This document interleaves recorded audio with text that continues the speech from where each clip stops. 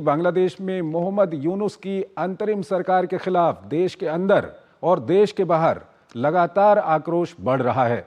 जहां एक ओर बांग्लादेश के प्रमुख राजनीतिक दल बीएनपी ने चुनाव न कराने को लेकर अंतरिम सरकार के ऊपर हमला बोला है, वहीं देश में हिंदुओं और अल्पसंख्यकों पर हो रहे अत्याचार को लेकर कई संगठनों ने अमेरिका के निर्वाचित राष्ट्रपति ट्रंप से गुहार लगाई है। शेख हसीना की सरकार को रौंदकर गठित हुई अंतरिम सरकार के साथ बांग्लादेश की विपक्षी पार्टी बीएनपी का हनीमून अब खत्म होता दिखाई दे रहा है। शुरुआत में बांग्लादेश नेशनलिस्ट पार्टी ने देश में फैली अराजकता की स्थिति को भरपूर अपने पक्ष में मोड़ने की कोशिश की, लेकिन चुनाव को लेकर यूनुस के इरादे से बीएनपी में बेचैनी पैदा हो गई। बीएनपी अपने पसंदीदा ढांचे के तहत एक तेज चुनाव प्रक्रिया पर जोर दे रही है, जबकि यूनुस का प्रशासन स्वतंत्र और निष्पक्ष चुनाव सुनिश्चित करने के लिए सुधारों की वकालत करता रहा है। दरअसल पिछले दिनों यूनुस ने मतदान की न्यूनतम आयु घटाकर 17 साल किए जाने की सिफारिश की थी। इस पर बीएनपी ने कड़ी प्रतिक्रिया देते हुए कहा कि इसका सीधा मतलब है कि अंतरिम सरकार जानबूझकर चुनाव प्रक्रिया में देरी करने की कोशिश कर रही है। हाल में यूनुस ने 2025 के अंत और 26 की शुरुआत में चुनाव कराने के संकेत दिए थे। इस बीच बांग्लादेश में बढ़ते धार्मिक और जातीय अल्पसंख्यकों के खिलाफ अत्याचार के मद्देनजर बांग्लादेशी अमेरिकी हिंदुओं, बौद्धों और ईसाइयों के एक गठबंधन ने अमेरिका के नवनिर्वाचित राष्ट्रपति डोनाल्ड ट्रंप से हस्तक्षेप करने का आग्रह किया। ट्रंप को भेजे गए एक ज्ञापन में समूह ने अल्पसंख्यक समुदायों की रक्षा में मदद करने का आग्रह किया है। समूह ने ट्रंप से संत चिन्मय कृष्णदास की तत्काल रिहाई सुनिश्चित करने का भी आग्रह किया। कृष्णदास के बारे में इनका कहना है कि उन्हें देशद्रोह के आरोप में गलत तरीके से गिरफ्तार किया गया है। समूह ने कहा कि बांग्लादेश के कट्टरपंथ की ओर बढ़ने का खतरा है, जिसका न केवल दक्षिण एशिया बल्कि पूरे विश्व पर दूरगामी प्रभाव हो सकता है। चिन्मय को 25 नवंबर को देशद्रोह के आरोप में ढाका हवाई अड्डे से गिरफ्तार किया गया था। इस बीच बांग्लादेश के हिंदू संगठनों से जुड़े प्रतिनिधियों ने दिल्ली में प्रेस वार्ता कर अपने साथ होने वाले अत्याचार की ओर दुनिया का ध्यान खींचा। उन्होंने मामले में संयुक्त राष्ट्र से हस्तक्षेप करने की मांग की और अल्पसंख्यकों की सुरक्षा सुनिश्चित करने का अनुरोध किया। उधर बांग्लादेश के एक अखबार द बिजनेस स्टैंडर्ड ने पाकिस्तानी सेना के बांग्लादेश पहुंचने के दावे को खारिज कर दिया है। आईएसपीआर के हवाले से अखबार ने कहा है कि पाकिस्तानी सेना के किसी प्रशिक्षण दल के ट्रेनिंग के लिए बांग्लादेश आने की खबर बिल्कुल निराधार है। आलोक बंसल हमारे साथ जुड़ रहे हैं, विदेशी मामलों के जानकार हैं, उनसे हम बातचीत करेंगे। आलोक जी, बहुत बहुत स्वागत है आपका हमारे इस कार्यक्रम में। पहला सवाल जो आपके सामने मैं रखने जा रहा हूं वो सवाल यही है कि आवामी लीग की बात अलग थी, लेकिन अब बीएनपी भी जो अंतरिम सरकार है उसका विरोध करने लगी है, कह रही है कि आप जल्दी चुनाव क्यों नहीं करवा रहे। देखिए, बीएनपी अंतरिम सरकार का जब तक ही समर्थन कर रही थी जब तक कि आवामी लीग की सरकार को हटाने की बात थी, लेकिन बीएनपी चाहती है कि चुनाव शीघ्र हो, क्योंकि उसको लगता है कि इस वक्त जो हालात हैं उसमें अगर चुनाव होंगे तो बीएनपी की जीत अवश्यंभावी है। जो अंतरिम सरकार है वो चुनाव नहीं चाहती, क्योंकि अगर अंतरिम सरकार होगी तो यूनुस साहब तो कोई चुनाव जीत ही नहीं सकते, ना उनकी कोई पार्टी है ना उनके कोई समर्थक हैं। लेकिन अगर बिना चुनाव के अधिकार मिले हुए हैं तो कोई सत्ता क्यों छोड़ना चाहेगा। और वही हम देख रहे हैं कि ये जो अंतरिम सरकार है, जो ना कि संवैधानिक है ना कानूनी रूप से कहीं वैध है, ये सत्ता पर बैठी रहना चाहती है, कोई चुनाव नहीं कराना चाहती और सत्ता का सुख भोगना चाहती है।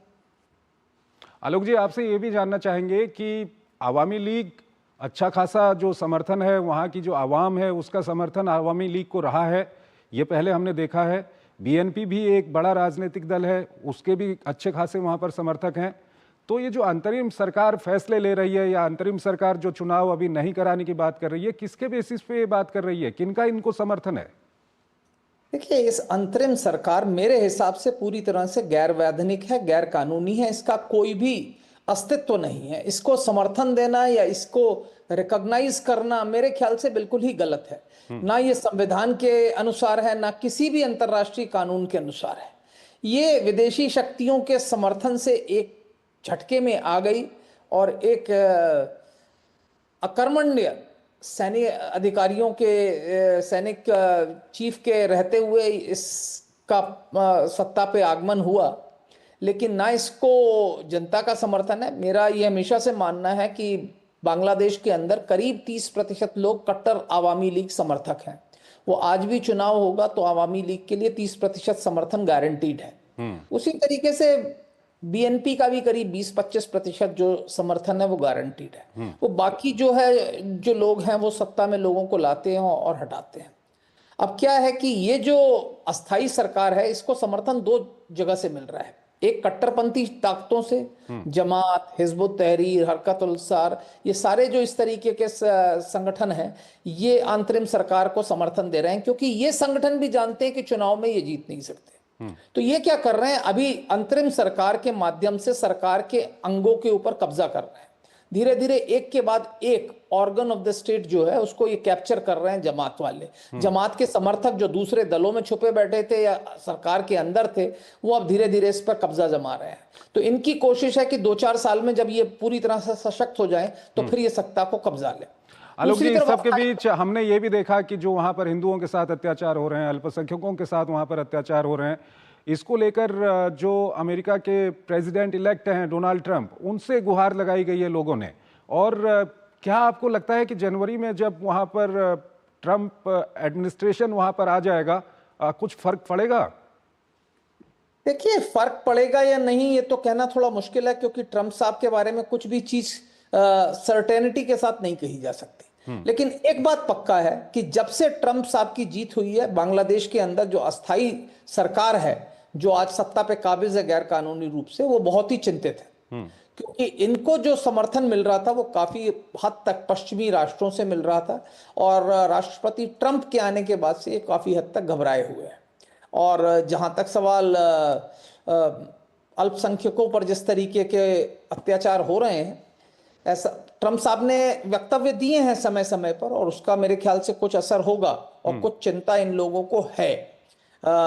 कितना असर होगा ये आने वाले समय में पता चलेगा। लेकिन मुझे लगता है कि आवामी लीग के जो समर्थक हैं, मैं ये नहीं कह रहा कि सिर्फ अल्पसंख्यक, आवामी लीग के पूरे समर्थक जो हैं वो इस समय पश्चिमी देशों में एक्टिव हैं, और वो इस अस्थाई सरकार के खिलाफ कुछ करने की कोशिश कर रहे हैं।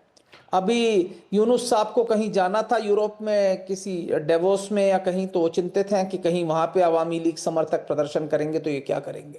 तो ये चिंताएं इनको हैं, क्योंकि विदेशों में लोगों ने देखा है, विशेषकर जो आवामी लीग समर्थक हैं उन्होंने देखा है कि बांग्लादेश ने शेख हसीना के शासनकाल में किस तरीके से प्रगति की, और जिस तरीके से बांग्लादेश ने अनप्रेसिडेंटेड जो डेवलपमेंट हुआ है वहां पे, तो उससे वो लोग खुश हैं। सबको दिख रहा है क्या हुआ है बांग्लादेश में, कितना ट्रांसफॉर्मेशन आया, कितना बदलाव आया है शेख हसीना के शासनकाल में। और उसके कारण जो है ये अस्थाई सरकार जो है काफी हद तक चिंतित है। आलोक जी, एक और खबर आई थी, खबर ये आई थी कि जो पाकिस्तान की सेना है वो ट्रेनिंग देगी बांग्लादेश की सेना को, लेकिन बांग्लादेश की सेना ने ये कह दिया कि हम सक्षम हैं काफ़ी, हमको किसी पाकिस्तानी सेना की ट्रेनिंग की ज़रूरत नहीं है। इसको आप किस तरह से एक्सप्लेन करना चाहेंगे? क्या अंतरिम सरकार और जो सैन्य प्रतिष्ठान है उसके बीच में भी कोई तनातनी है वहाँ पर? देखिए, क्या है कि इस सरकार के आने के बाद से पाकिस्तान बहुत सक्रिय हो गया बांग्लादेश में, और पश्चिमी देशों के बाद अगर किसी राष्ट्र का सबसे ज्यादा फायदा हुआ है तो पाकिस्तान। तो वो पाकिस्तान के जो अधिकारी हैं, पाकिस्तान, क्योंकि जमात जो शासन के अंगों पर कब्जा करती चली जा रही है, जमात कभी भी हमेशा से पाकिस्तान समर्थक रही है। वो बांग्लादेश को चाहती नहीं थी, वो बांग्लादेश का तो उन्होंने स्थापना का भी विरोध किया था। तो जमात के जो समर्थक लोग हैं जो शासन के अंग में हैं वो पाकिस्तान से काफी मिल रहे हैं। आप देख रहे हैं कि यूनुस साहब भी शहबाज शरीफ से मिलते हैं, अन्य लोग भी इधर उधर मिल रहे हैं। तो क्या है कि कोशिश की गई कि पाकिस्तान, लेकिन उनको यह भी पता चला कि इसका जो है विरोध हो रहा है देश के अंदर, क्योंकि आज भी एक बड़ी संख्या में बांग्लादेशी हैं जो नहीं चाहेंगे कि किसी भी तरीके का पाकिस्तान के साथ सहयोग हो। तो उनका समर्थन प्राप्त करने के लिए इसको तुरंत वापस कर दिया गया है। जो पहले वक्तव्य आया था कि इनको 4 जगह पे प्रशिक्षण दिया जाएगा, अब उनका वक्तव्य आया कि नहीं, हम अपने आप में सक्षम है, हमें पाकिस्तानी सेना की कोई जरूरत नहीं है। और इसमें कोई शक की बात नहीं है। मेरा ये मानना है कि पाकिस्तान की सेना बांग्लादेश की सेना को कुछ सिखा नहीं सकती। जी, एक अंतिम सवाल है, संक्षेप में बताइएगा, जो लोग गुहार लगा रहे हैं, जो लोग प्रेस कॉन्फ्रेंस कर रहे हैं वहां पर जो अल्पसंख्यकों के साथ अत्याचार हो रहे हैं, उनका ये कहना है कि संयुक्त राष्ट्र इस पे कुछ करे, और संयुक्त राष्ट्र की किस तरह की स्थिति है, क्या है, उस पर अभी हम बहस नहीं करना चाहते। आपको लगता है कि संयुक्त राष्ट्र कोई कदम उठा सकता है इसको लेकर के, या उठाने चाहिए, क्या कुछ कहेंगे आप?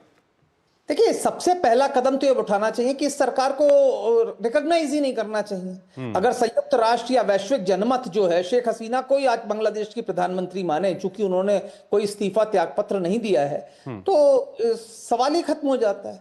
अगर शेख हसीना बांग्लादेश की प्रधानमंत्री हैं तो समस्या का काफी हद तक अंत हो सकता है, क्योंकि सेना अभी भी पशोपश में है।